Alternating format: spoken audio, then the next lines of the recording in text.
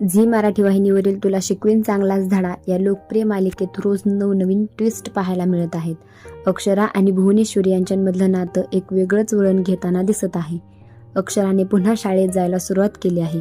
हे भुवनेश्वरीला अजिबात आवडलेलं नाही. अक्षराच्या शाळेच्या पहिल्याच दिवशी भुवनेश्वरी फुलपागारे सरांना फोन करून सांगते की अक्षराला जर शाळेत घेतलं तर तुमचा तो शाळेतला शेवटचा दिवस असेल.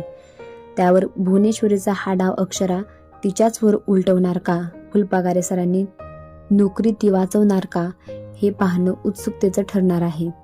भुवनेश्वरीला सतत होणारी तिची हार आता सहन होत नाही, तेव्हा ती अक्षराच्या बहिणीला म्हणजेच इराला आपल्यासोबत घेते. त्याचबरोबर भुवनेश्वरी चारोहासने जो भूतकाळ उलगडला त्यामध्ये तिची काय बाजू आहे हे स्वतःहून अक्षरासमोर व्यक्त करते.